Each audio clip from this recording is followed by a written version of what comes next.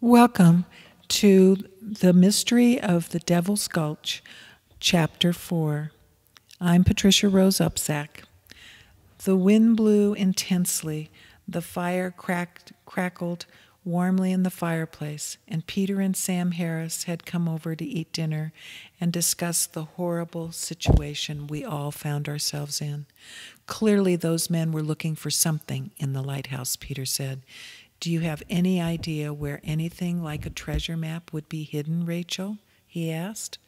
I pushed my glasses up on my nose as I replied, I don't know. My grandfather never told me he had anything like that. I never really even thought about it. Clearing his throat, Sam looked at me for a long moment before he spoke.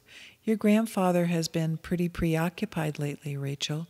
Has he said anything about people snooping around before these guys showed up?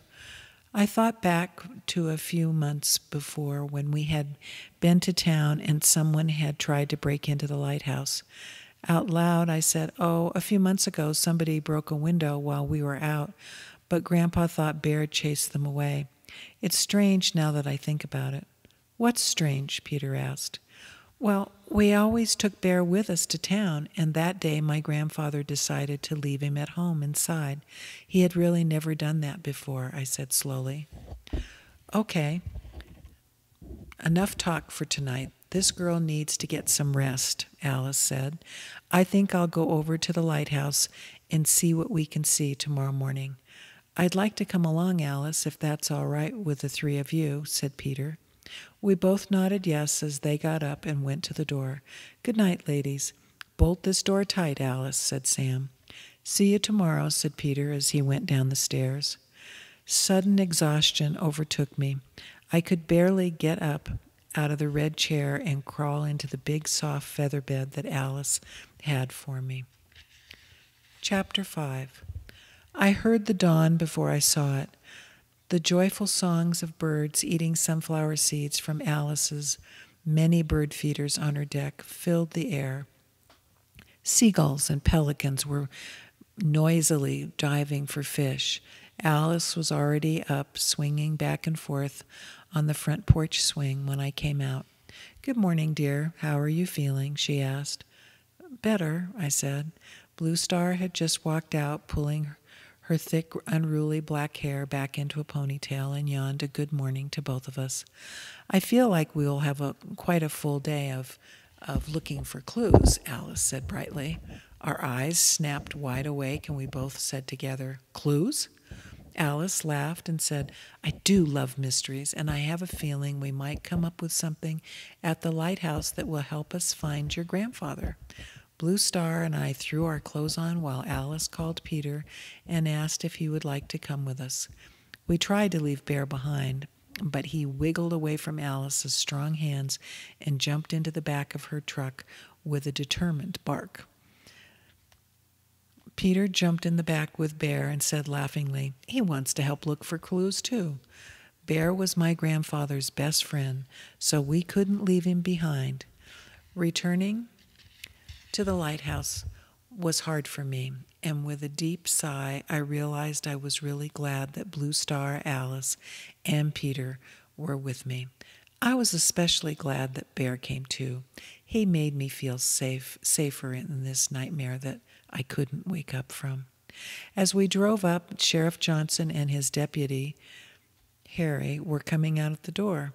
Morning, folks, he said cheerfully. What are you doing up here? Before we could answer, Adam drove up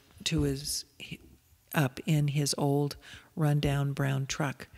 Jumping out, he hollered, I just heard the news about Captain O'Toole. Are you all right, Rachel? He asked. Sheriff Johnson seemed annoyed. Of course she's all right, Adam. What are you doing here? This is a crime scene, and I don't want you snooping around, he snapped. Well, I'm sorry, Sheriff, said Adam, throwing his head back defiantly. But I figured if Rachel knows anything about the old pirate treasure, those creeps might come back for her. I haven't seen any treasure map or anything that even looks like one. I just want my grandfather home safe and sound, I said. Adam, you need to go on to the mill and get to work. We have this case under control. We are not looking for a treasure map. We are looking for the 3 men and a green van. Kidnapping is a federal offense, said Sheriff Johnson said sternly as he slammed the lighthouse door shut. Okay, then let's all get going, said Peter. I started to protest, but then something in Peter and Blue Star's eyes told me to be quiet. Chapter 6. Alice drove in the opposite direction from Sheriff Johnson and Adam. Several miles down the road, she stopped and we all got out of her truck. She seemed to be deep in thought, and then without warning, Blue Star cried out, "Look!" We turned towards where she was standing on the shoreline. Way off in the distance, back towards the lighthouse, a large ancient sailing vessel had appeared on the horizon. "What is that?" asked Peter. "I don't know," I said. Alice and Blue Star just stood there staring at this ship. There was a mysterious light around it. We scrambled back into the truck and bolted for the lighthouse, trying to keep the eerie sight in view. I had never seen a ship like that in my whole life. It seemed to be a large old schooner from the 1800s. A storm was brewing on the horizon, which also gave it a particularly spooky feeling. By the time we got back to the lighthouse, the ship was gone. It had vanished into thin air. Sheriff Johnson, Harry, and Adam had already left. We all jumped out of the truck and stood on the cliff's edge, our eyes scanning the horizon for several minutes before anyone spoke. "Alice, what was that?" I asked slowly.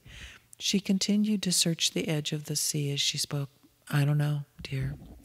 Peter was clearly agitated as he said, briskly, "Let's get inside and start what we came here for before anyone comes back." Blue Star was standing very still, like a deer listening to the wind for messages of danger. Alice went to the front door, pulled out her ring of keys, and slipped one into the lock and turned it swiftly. I turned around as I inquired, "How long have you had a key to the lighthouse, Alice?" "Oh, for about 2 months. Your grandfather gave it to me right around the time someone tried to break in. He's been really very concerned for a while." Thank you for listening to this. You can go on and listen to the next few chapters in the next video, or not video, the audio. Thank you.